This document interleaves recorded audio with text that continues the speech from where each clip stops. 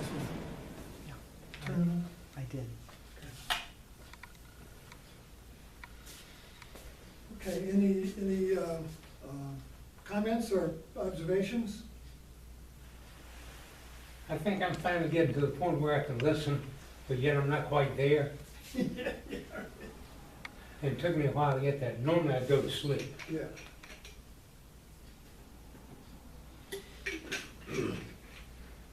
I could really feel the bottom of my feet. When he said, feel the soft bottom of your feet, the sensation there was strong in the feet and the legs. Yeah, they're usually the strongest palms of the hand And and the bottom of the feet. You can really feel the heat and the energy. We had a lot of noise outside in the beginning. Yeah, that was, what'd your mind do with that? I kept trying to get him, and I kept trying to pull it back. But also, when he said something about the sound in the room, the air conditioning cut off, Yeah. right when he said that. Right, And that was kind of weird. yeah, and then that was quiet. And then I think that was a weed eater Oh, okay. Oh my or a goodness. blower. It was a loud one.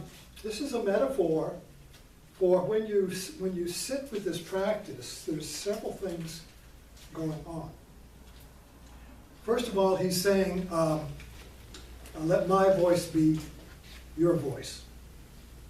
Okay, so right there, you are invited to give up thinking about what does he mean by that, or the air, that damn noise, that shouldn't be out there, you know, or the air conditioner's too loud, or oh God, I've got to go to Costco after this. Did I put the list in my pocket? So in other words, the weed eater mind is going to try and unseat you from the practice. So that's a good metaphor for our own mind that's going to offer up all kinds of reasons why you should either not be doing this or thinking about something else or taking a nap. Right. So the practice then, so when in the beginning here, he says, set your intention. The intention is what makes this practice of Dharma and meditation work. There has to be a wanting to do it. Otherwise, you'll have all kinds of reasons why you shouldn't do it, and you won't. Come back 10 years later, I think I really need to pick that up again. Get unseated, come back 10 years later. You know, I really remember how peaceful I felt when I did that. I think I need to pick that up, you know. 50 years later, are you still doing that? So, you know, the bus is here, we have to get on it. Amen. Yeah. That's why I love this, this class here, because I call this the 50-plus club. You know, so, you know, we're done climbing the mountain. Now we're wanting to figure out why did I go up the mountain in the first place, and what is the mountain? You know, so, yeah, so there's several things he lays out in this that sets the whole practice. The first one is let my voice be your voice, which is an invitation to you can rest now, you don't have to think, okay? Number two is that there's this intention to welcome everything that comes in the mind as a guide to my essential ground of being, of equanimity, which means welcoming everything. So that he's setting us up for this practice to welcome whatever comes into the mind while you're doing it.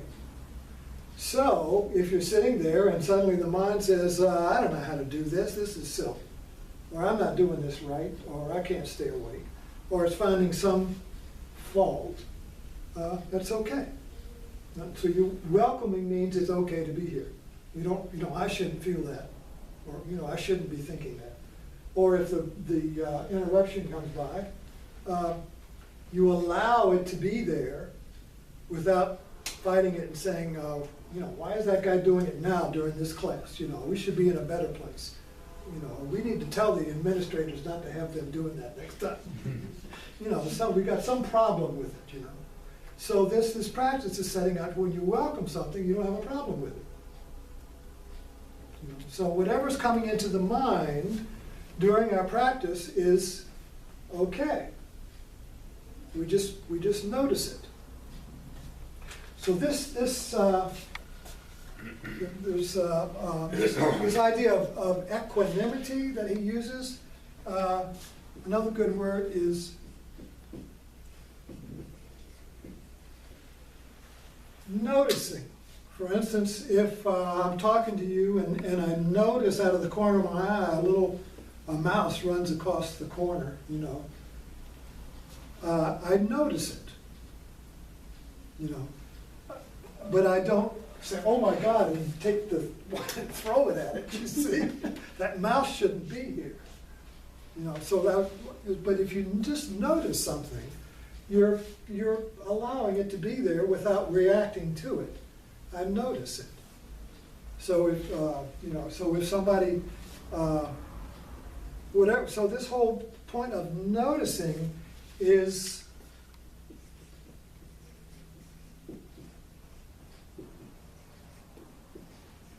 awakening awareness, right? And that's what the class is, awakening insight meditation. So noticing, we could say, is awakening my awareness. And this awareness that we want to awaken is not a focused awareness, like I'm focusing on that or you as an object.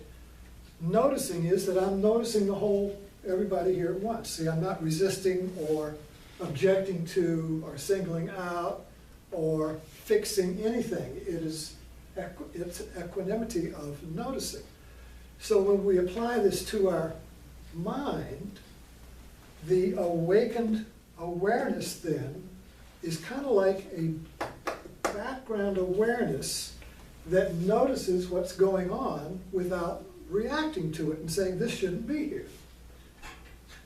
You all follow that? You know, so like when in the external and the internal begins to become one.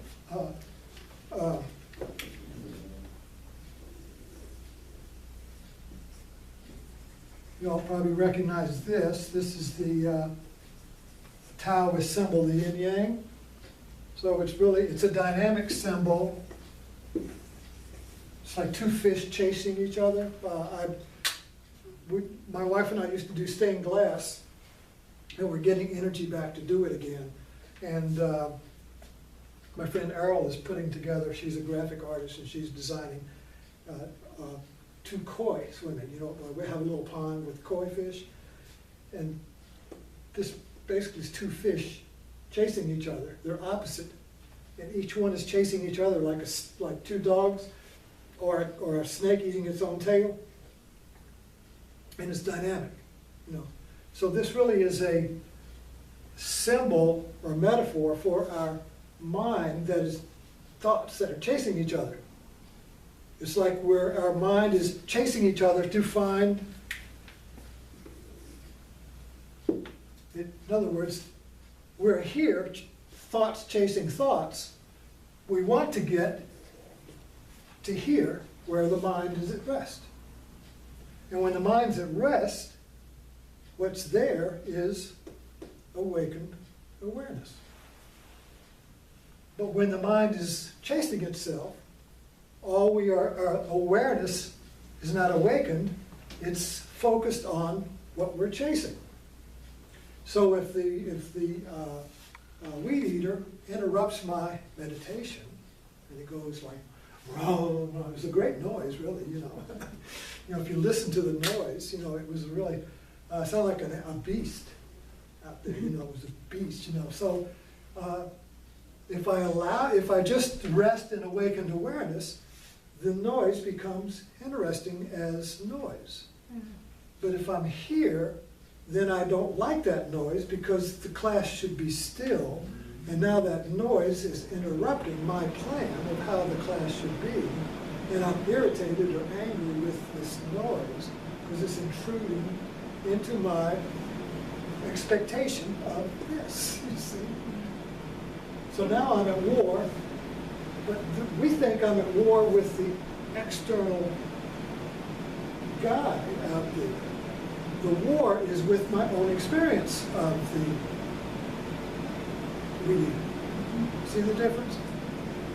What I experience, I don't really experience the guy with the weed eater. I experience my experience of the guy, and I name my experience of the weed eater not acceptable.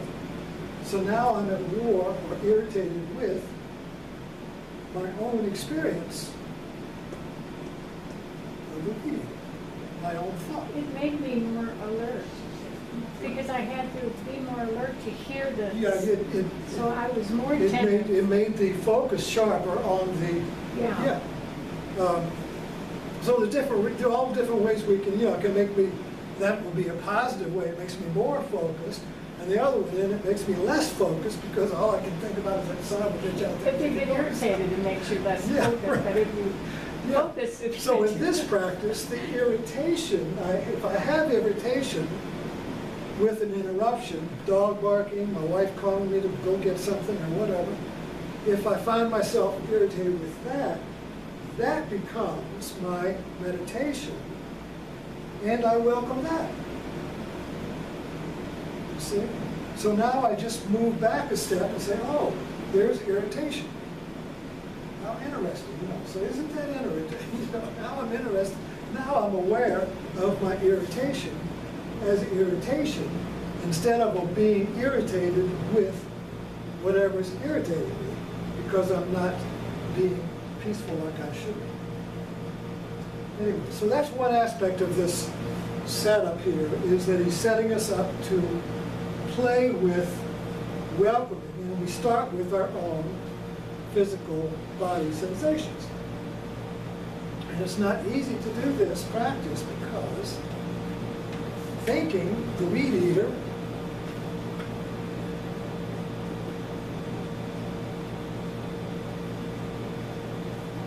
he says, let my thought be your thought. Well, thinking says, the hell I am. You're not going to get me to shut up. So now there is going to be stillness.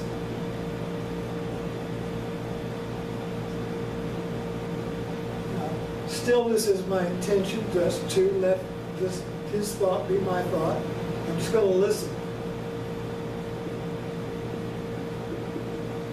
Okay, so this is a practice in listening without objecting.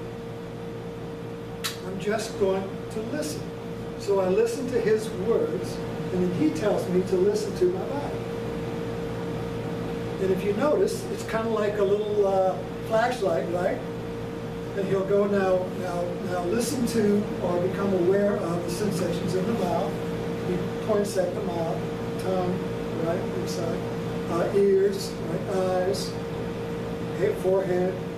And you can really you can sit there and you can watch, you can listen to, and you can follow his laser pointer.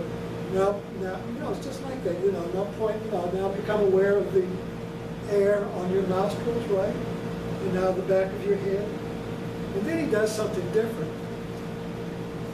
Well, first of all, he's developing our concentration.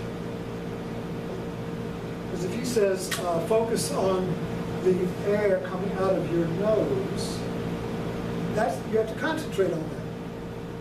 You understand? You can't go to ears and my feet and my back and the guy outside and my thoughts about what I'm going to do. All this stuff is scattered all over. He's saying, focus on just that one thing. So the first element in this practice is basically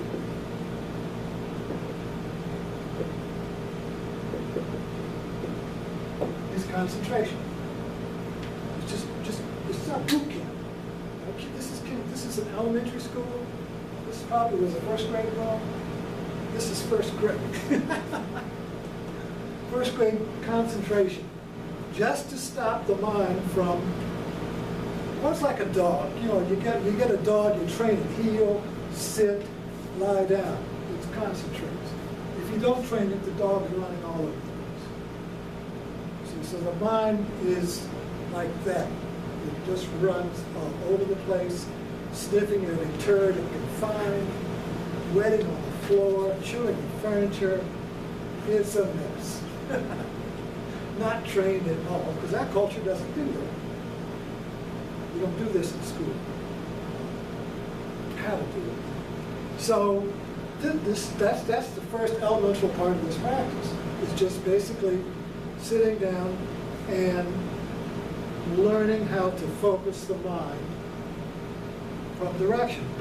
But then if you notice, he does body sections. Do the head, right? Do the upper body, lower body, legs. Then the whole body, front of the body, back of the body, side of the body, right side of the body, hold together. So he keeps the pattern that we can, and I'm kind of like giving you the blueprint, so as you do this, you can kind of like explore it, have a little blueprint behind it. So what he does is basically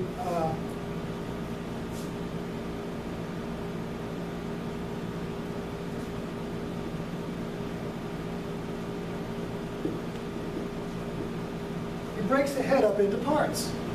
You got your nose, you got your mouth, you got your ears, right? Focus on each one. Go around, boom, like that, boom, boom, boom. And then he says, put it all together. You know, so there's no, so this is kind of like the Eucharist. It's kind of like you break the bread up, and then you put the bread back, by eating it, you put the bread back together. In other words, you break the body up into parts, and then you put it back together as a whole. So we did different, sections of the body, where you break it up, the arms, the upper body, the chest, and that, and then feel that whole section together. This is all about feeling.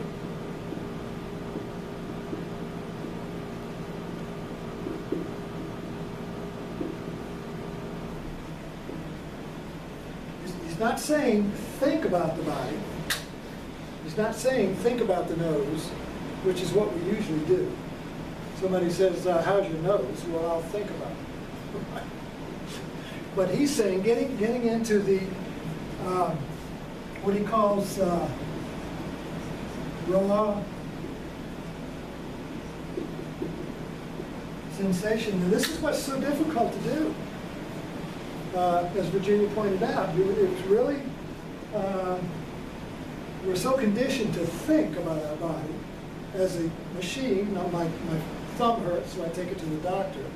He looks at it as an object and fixes it, and then my thumb doesn't hurt. I've never really felt my thumb. I've just felt the idea of my thumb, and I don't like, and that my idea of what my thumb should be doesn't fit what my thumb is doing. My thumb is throbbing, and it should be not noticeable. I shouldn't even notice my thumb. Yeah. So when he talks about the radiant orb, Yeah. is he talking about this, that when he talks about our head as one, after he's talked about all the little pieces? Yeah. Is that what he's getting at? Yeah, no, that's just a One word. sense- So, yeah. So the problem, I remember one class, she says, well, what is a radiant orb? I can't even get by that. What's that? Well, it's not anything. I mean, that's the problem. He's trying to get us past words from thinking about my thumb and my nose and what is that? Well, he has to use a word, so he uses that. But practice is transcending. This is a transcendent practice of transcending our language and getting in touch with the ground.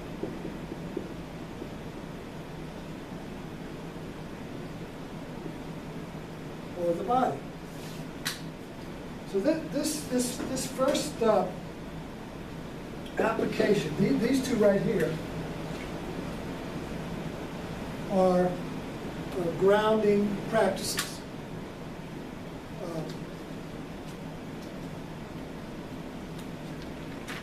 Okay, well let's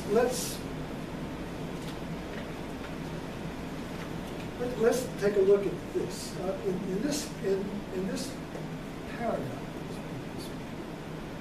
And Dharma means lessons, learning. Dharma has layers of meaning. One of them, it's you could say the Buddha Dharma would be the Buddha's teaching.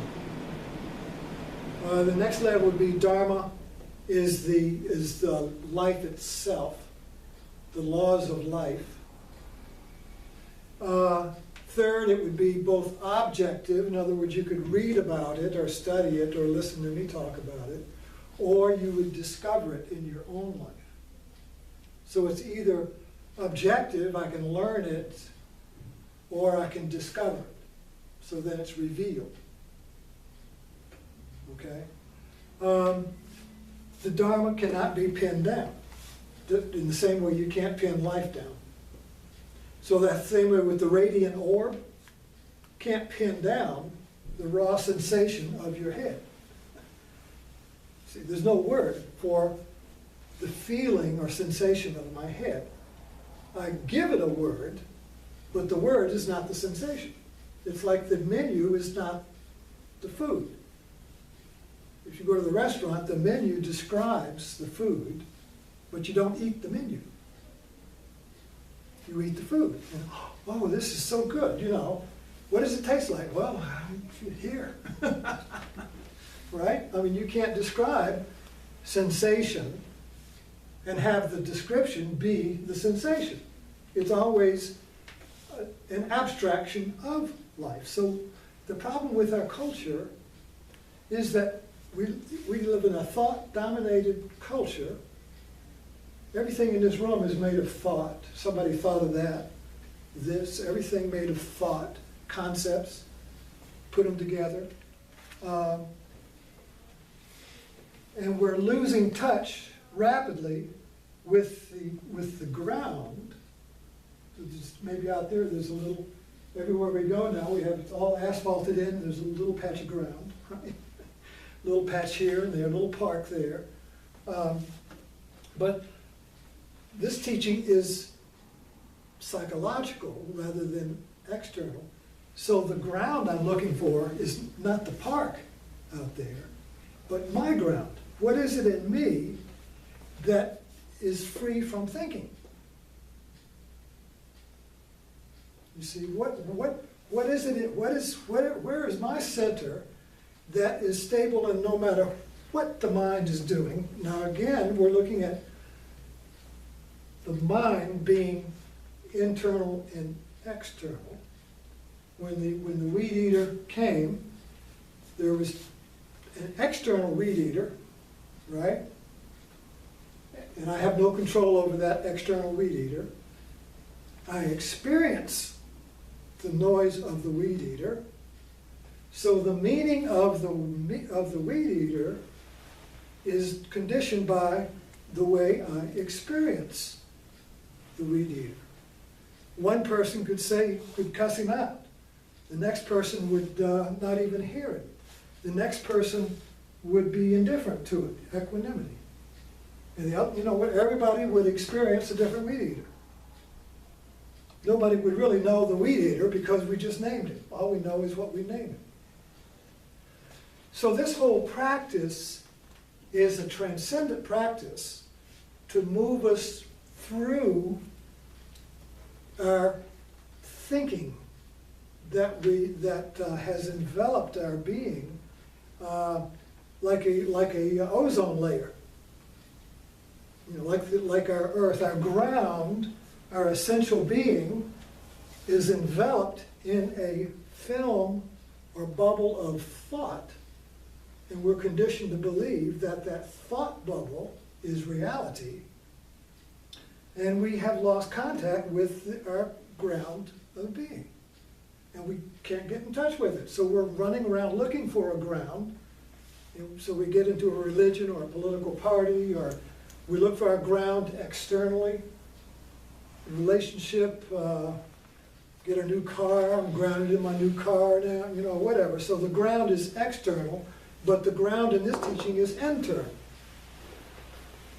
That's the true ground. So it's a real paradigm shift. It takes a while. And that's, I think, why people keep coming back here, is because it takes a while to absorb the shift in the way we're seeing reality. It's like tea, it has to steep a little bit, kind of thing. So we're looking at this particular I sense as a practice in which we discover how to let go of our thinking about the body and actually be the body. So, and this is the pull. So when he says feel the notice or sense the sensation in the mouth, there is a tension being built.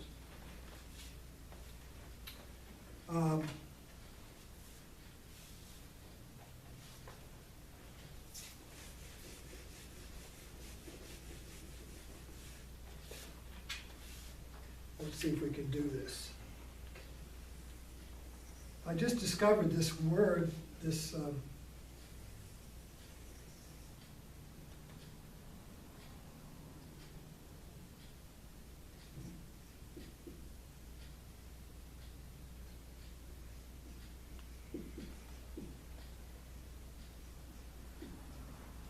I spelled it right.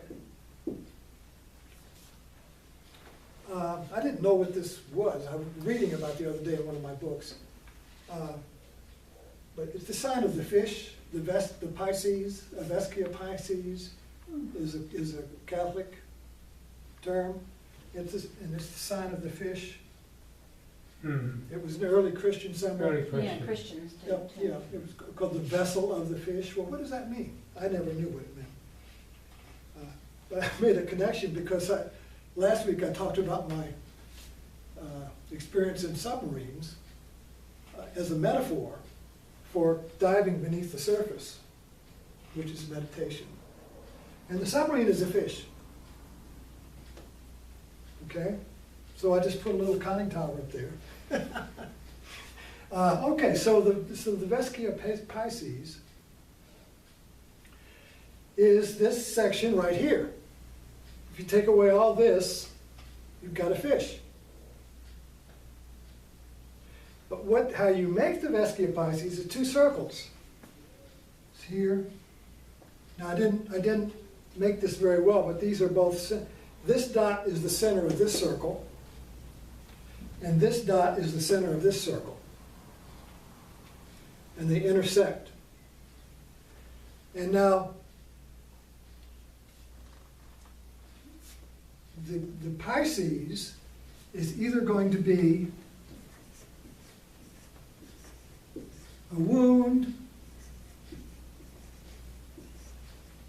or a womb. In other words, it's going to be hell on earth or a sacred space. It's either going to be a sacred space or a wounded space that won't heal. Now, how is that? So what now I'm just looking at this today with you, so I have not written this down. This is what I do in the class. So how is I sense uncovering this Vesica Pisces? All right, well, what are these two circles? All right, well, this circle here is me as thinker. me, that's who when we think, there is a thinker, there's a me thinking. And that me has a center in my head, I don't know, but there's a center to me, and I see the whole world from the center. You all see the world from your center. If you have empathy, you imagine what it's like to see the world from another person, but you're not actually seeing the other world from that person, you see. Because then there would be two centers, and you would say, well, I've lost me. So psychosis or schizophrenia might go into that area where there's a loss of center, and I don't know if I've lost my center, I don't know if I'm you or me. Or if I'm thinking something, if the thought is coming from you. See, I don't have any center. That's terror, absolute terror to lose your center. So what is this other circle that's competing here for the center? This center is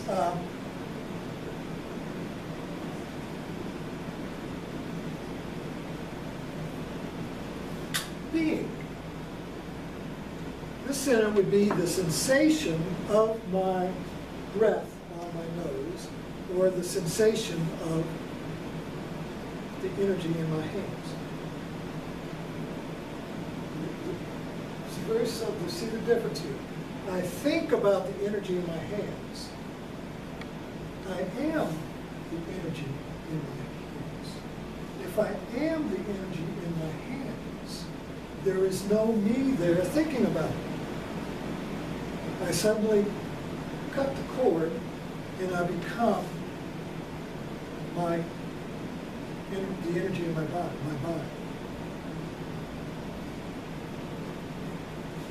All of our poetry is romantic love gets into this area. When in the romantic love, you become the other center. Or you look in the eyes of your beloved and you're looking back at you.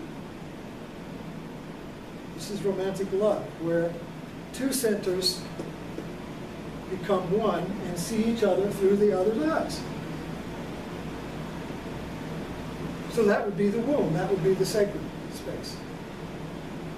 The wound would be Pacquiao and Mayfield. Who were those two fighters? When fighters fight, get ready to fight, they stand in the center of the ring and they look at each other's eyes, right? The first one to blink loses the fight. He loses his center. Two tomcats. The first one to flinch wilts away. Yes. Right? There's only one center. There can't be two centers. See, I can't look at you and then suddenly, if I suddenly find myself looking back at me from you, I'd go running out of the room. It would be like, you just can't, you can't hold that. So, in a very safe way, this practice is creating the conditions where we can play with this. So the playing is then, sense the feeling in the bottoms of your feet. Now that doesn't mean if you think about the bottoms of your feet, you maintain your center. If you let go of thinking, and this is not easy, and you can't do it, because this over here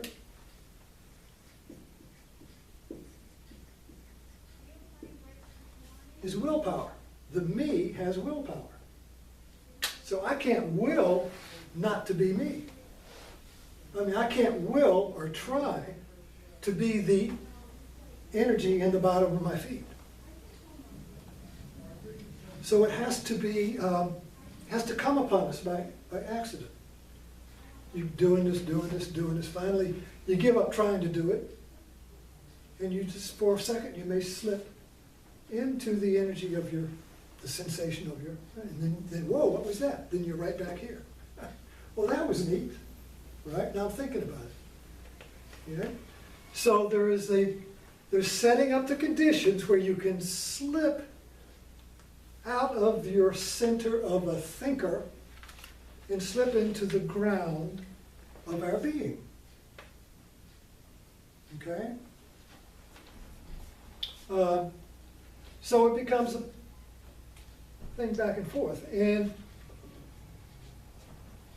what we discover is that when this becomes, when the power of the gravitational pull of my thinking mind begins to relax, which is what this practice does.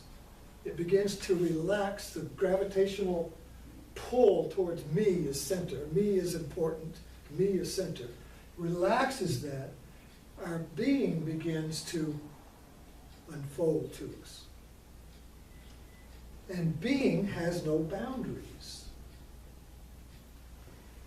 There's boundaries to me. I'm me, you're you. My opinions, your opinions. You agree, you disagree with me, let's go to war. Because there can only be one. So I either have to convert you or get rid of you, do something to you, because there's only going to be one. You see, that's me. So there's my religion, my politics, whatever, is a me with on steroids, or a me in a group, you see. But always the threat to me is being. So Ed, does Yeah. being have an ego? Being has nothing.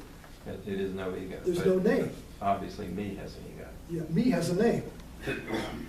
Your ego is an, you can say that's a familiar word, but ego is me with a boundary. So there's me in the center, and then there's the other. And the other could be the weed eater. Or the other could be, well, I could turn against myself if I have a thought that I don't think I should have. I'm a good Christian, I don't have angry thoughts, and then I have a really angry thought. Or if I'm not a racist, and then I have a racist thought. Well, now I've got, you see, a threat to me. So now I either have to suppress my own thoughts or project them out and say, well, I don't have it, you got it. You see. But I can't hold it if it conflicts with my idea of me. But being has no boundaries. But being is not a word. The word being has boundaries. There's being, and then there's a cat. So being would be, in other words, being has no definition. So we could say that being is Dharma, in that being is life. And life is one. It's not, it's many, but it's still one too. It's one and many. But what we're doing in this practice is finding a way that is safe to get in touch with our own being without I'll say in a safe way, because if it's not safe, we feel attacked. Me is got this boundary. This is a defense mechanism that's very sensitive to anybody trying to unseat me. You see? So me has always got his defenses up. So this practice is very subtle in that the speaker says, let my words be your words. Well, if you say, okay, you're letting him right in there, you see, and making him your friend. Otherwise, he'd be out there, well, I'm not going to, what do you mean? You can't be my thought. But, there's the defense mechanism. So there's right away, forget, you see. So there's the intention to surrender, to see what's going to happen. Well, it's got hot in here. I don't know, this thing stop going or what? Well, I'm just heating up.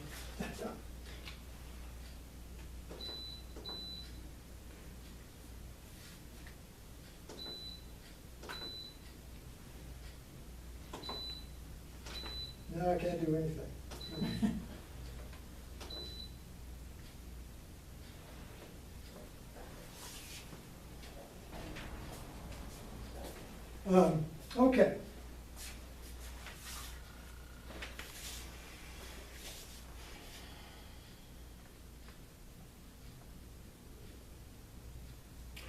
So what, let's look at the portable aspect of this. So this week, here's your homework. Here's the way you make it work. Is that you have the intention, you're going to do this, do the I sense every day. You can do it in the morning or in the evening, or sometime that's not going to have a weed eater. So, and then during the week you have the intention to make it portable. Now how do you make this portable? I got to go to the office. So I'm going to the office. I become aware of the sensation of my feet when I walk. I become aware of the feeling of air on my arms as I walk. I become aware of the sensations of my posture. I become aware of any, noticing any irritant pains in my body. When I sit, if I'm not engaged in anything, I have time to practice. If I'm talking to somebody or having to do something, I'm engaged with that, but then there's dead time. So instead of just letting my mind run like a dog, sniffing every turd in my head, I'm going to practice. So I'm going to put my noticing awareness on being.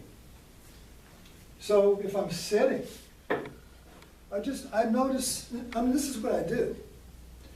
I notice the way the muscles I use when I sit.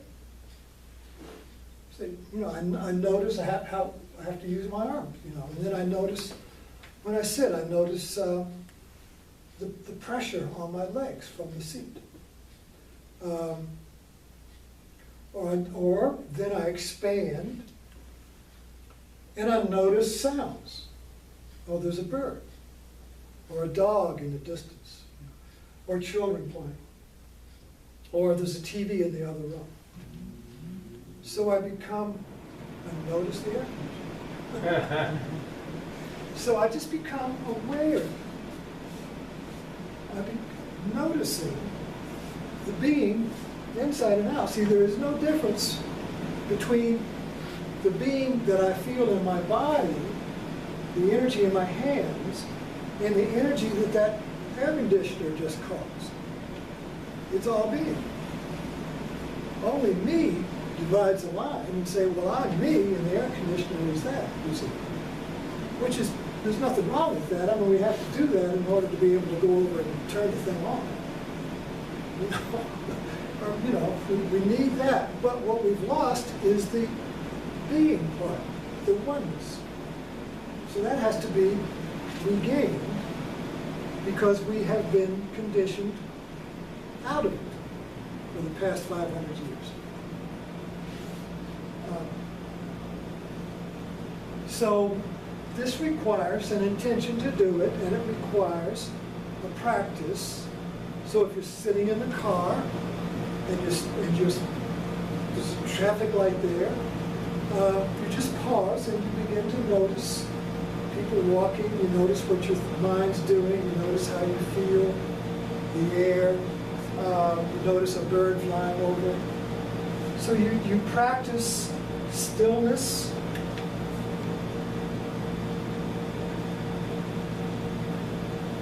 Stillness and awakening and noticing are all the same. If you're noisy, you're over here.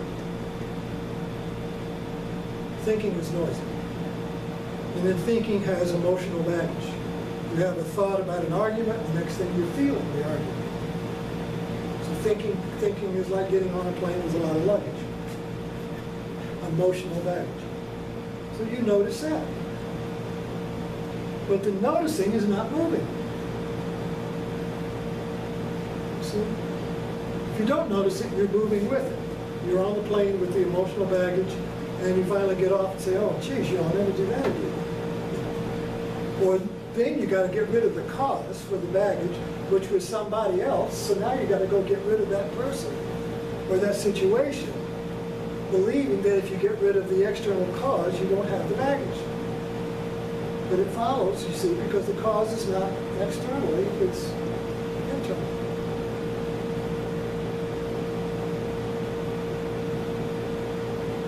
And this, see, the wound of this intersection between me and being is pain before it becomes a wound.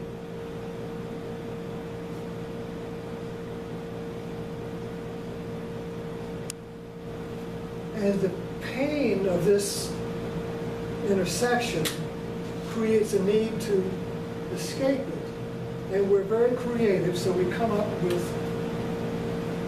all kinds of strategies and plans to avoid and escape pain. So addictions, political indoctrination, and ideologies, anything that we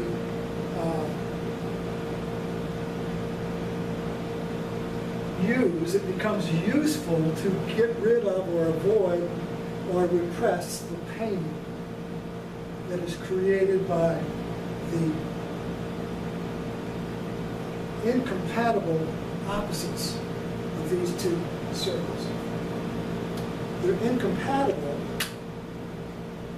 which you can experience right here. So when the speaker says, notice the sensation of your inner ear canal. This is noticing your ears. You know that's not easy. I don't even know I had ears unless you look in the mirror. That's what I was trying to say. To feel. So it really takes. It takes. It's like melting ice. Thinking is ice, and basically your practice melts the ice, so you become more sensitive. This is a sensitive moment. You become sensitive to nuances. You become sensitive to what people say between their words. You become sensitive to what the dog is saying to you when it has to pee. You didn't have the language. So the mind becomes sensitive to Dharma. But the me, you see, in its entrenched, defensive, clinging to its center, is going to do everything it can to avoid its own being. So it comes up with strategies. So the world, violence, the tension between these two, the Vesica Pisces is either going to go into violence or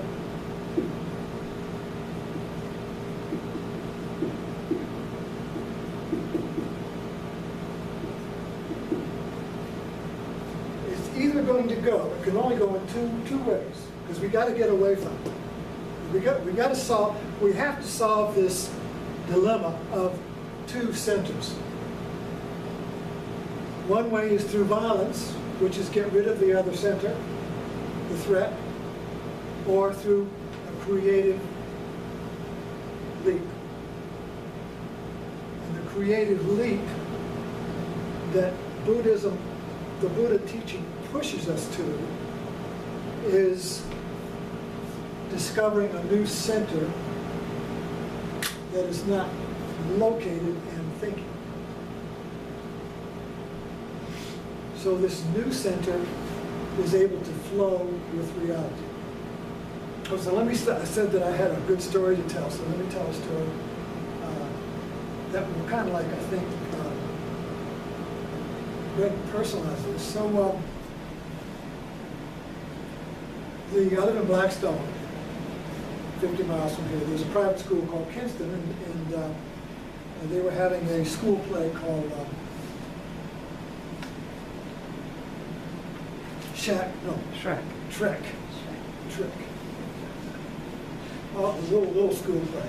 And my neighbor has an exchange student from Belgium who's in the play. And so Tilly and her girlfriend, lady friend, they go to plays a lot. They said, we're going to see Shrek, you want to go? I said, no. Which is always my first response. First responder. No, I don't want to go, you go. It's a natural reaction. First responder, okay. So she says, okay. So she said, okay. I mean, this is, she and her friend go. I mean, that was no big deal. So, so I needed, I was going to Costco afterwards, so I needed some more cash. And so she said, well, I have a $50 bill. If you'll go get the tickets, I'll give you $10 for some food. So anyway, I said, okay. So I get $50 and I go to Kinston. And I go into the office, I need to buy 2 tickets to Shrek. And they say, oh, the tickets are available. Where did the tickets go? They're somehow, this woman, Patty, I know the lady. Franny. So Franny, I'll get the tickets. So she had to go, they'd been counting the tickets. I said, I want tickets for Saturday night, 2 tickets. So she comes back, and she gets the tickets, she gives me the tickets. And so I give her the 50, and she gives me back the change, and I go sit in the car. She gave me 2 20s. So I get back up, go back into school, and said, you gave me I should give you the 30, you gave me 2 20s.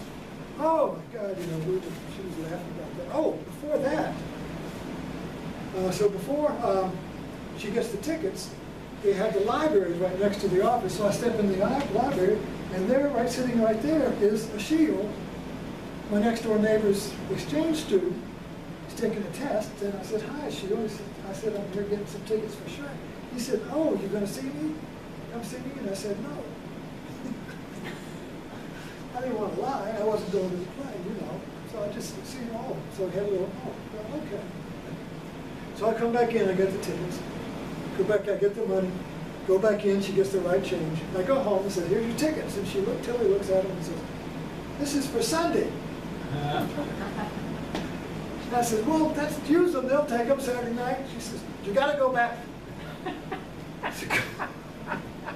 So she goes, drive all the way back to Kinston and go in and says, you gave me tickets for Sunday night instead of Saturday. So Fanny looks at it, she says, oh no, that's Saturday. You see, I put the 2 dates are on there, I put a little mark next to the Saturday. And I said, okay, I'm never going to get out of here. Give me the damn tickets. I'm buying another set of tickets. So I bought another ticket for myself.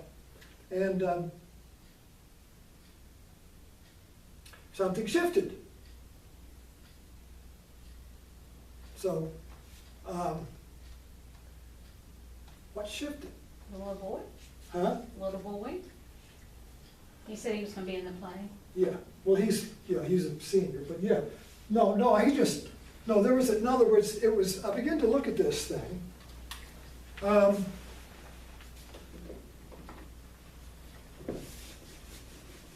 With my noticing awareness, right? I mean, there's 2 awarenesses going on.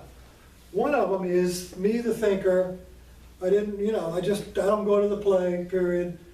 Well, and now suddenly, this strange series of events happening, which became kind of absurd. There's an element of the absurdity in here, which was very interesting. That's always a good sign.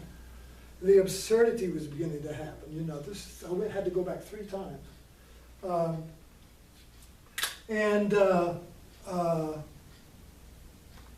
So when I went back the 3rd time, the thinker, me, who doesn't go to plays, let go. And I was obviously out of alignment with, you could say I was out of alignment with Dharma, or life. Because life is a play, right? And all of it was like a conspiracy of my wife, Fanny, the change, Akil being there, right there at the library door. When I asked, the only reason I stuck my head in there, I didn't know it was there, was because the lady was having to run around getting the tickets, you see. So then and there he was. So all of these things, the whole world, you see, was conspiring to move me it was like an adjustment. You know, my pattern way was, you know, I don't go there, I don't do that. It's first response. Then life, or Dharma, began to go. And I could have not seen that and said, you know, I don't care, go back, here's your tickets, you know, enjoy the play. You know, that would have been it. But that wasn't it. So, but when I got the ticket for myself, I didn't get the ticket in reluctantly, okay, I'll get a ticket. It was like I said to the lady, damn it, give me that ticket. You know, it was an affirmation. So there was when Dharma happens, it's kind of like that, where we're conditioned. Now, you know, then if we're looking from our worldview, the way in the West, there's two ways to look at this, secular or religious. What we're doing here is a third way. But the two normal ways would be the secular religion, well, be just chance. It's like winning the lottery, you know, just accident, you know, just chance, just, you know, just chance, you know, a fluke. These things lined up. The religious way was, oh, God did it. See, God saw, you know, either you did some good works or, you know, I don't know, you had some prayer or he was, you know, was bored. But he went around and arranged everything so that happened, you see. Or, you know, that would be a religious review. Or the secular one where it was just the external material world is not intelligent and it doesn't give a damn for you, so it was just chance. The Buddha Dharma interpretation of this is that your intention, my intention to be in alignment with the Dharma, which is my practice, created the situation in which I was able to discover an alignment with the Dharma. So that this is an ambiguous way of looking at it, because it's obviously the external world that I didn't, by my willpower, make all these things come together. But at the same time, I was one with it. See, so it's a mystery. It's an ambiguity of being two things. It being like there was a one, there's one Dharma, there was like a conspiracy of all the different, my wife, the thing, all these different things, you know, coming together to get me to shift out of my original response, which was separation from the world. I mean, I was basically, I'm not interested in participating in the world as a play. See, this is metaphorical, you know. And this is kind of like this has always been my... It's like a resistance. I do that, I notice that in myself too, it's like a resistance. Oh, Yeah. I don't do those things, I'm, you know, Yeah, it's the crossed arm stance. don't even want to consider it. Yeah. You know? It's like the wedding reception when the music starts. I say this over and over because I used to be a wedding photographer. The music starts at the wedding reception and the women jump in and they're dancing and the men are over like, and they need a little more liquor. But they can't let go of this, you see. Women are more in being than men. Men are more in head, thought, rational, logic. Women are more, lean more towards being, relationship, and the body, you see. So, so anyway, this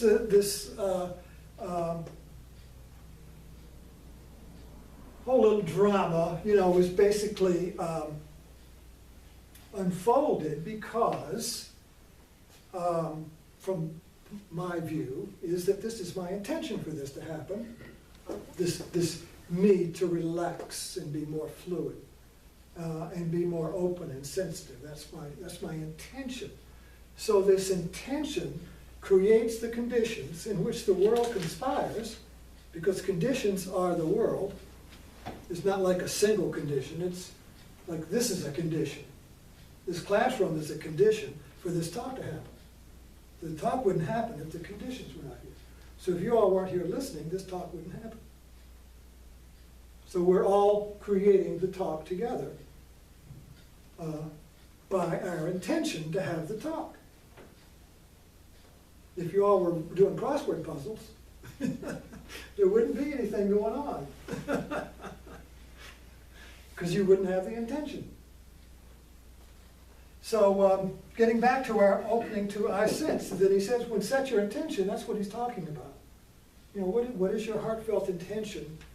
I would suggest that you focus your intention on the practice. In other words, you really see if you have a heartfelt intention to discover liberation from the suffering of thinking. Buddha had, when he came out of his enlightenment, he said there was 4 noble truths. The first truth is that all life is suffering.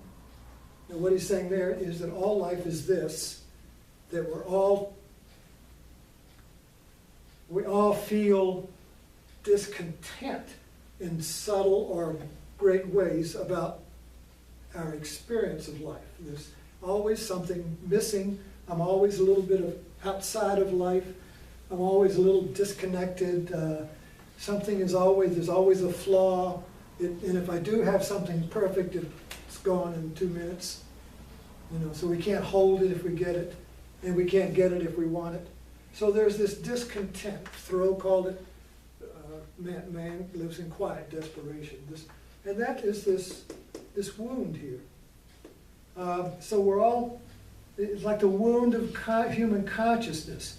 In Christianity, it's the wound in Christ, the lance. This is the lance in the side of Christ, you know. In the Arthurian tales, it's the Fisher King, the wounded king who can't be healed. And there's a movie about that. But the Fisher King can't be healed. Only the knight the Grail Knight, only the one who can find the Grail can heal the wound that can't be healed. And the movie Indiana Jones, The Last Crusade, the wound of his father could not be healed unless he got the Grail. Y'all see that movie? Yeah. But that's one of my favorite movies, because he had to get the Grail, but he got the Grail by giving up the Grail. And so he gave up the need and the will of that to get the Grail to heal the wound, to shift from here to here. And when they left the canyon, they asked this shaman, the father, Indiana's father, what did you get? And he said, enlightenment. And they went riding off joyously. So enlightenment is many light bulbs going off, or a big one. Mostly it's many ones. And so what I described here was the seeing into the habitual response, my first response, which is, I'm not going. And letting go of that was a mini enlightenment. I mean, it was no big thing, but it was just, oh. And the enlightenment is not like, oh, I see that. There is an actual shift in what you do. So it wasn't actually seeing something, it was actually doing something, which was buying the ticket to the world. Okay, thank you so much for your attention. I had no idea what that fish meant. I see Well, it I on didn't the- either until I was just reading about it the other day. I see it on people's bumper stickers. And I knew Yeah, it well, they was don't a know what it symbol. means either. What They don't either. I've always heard was back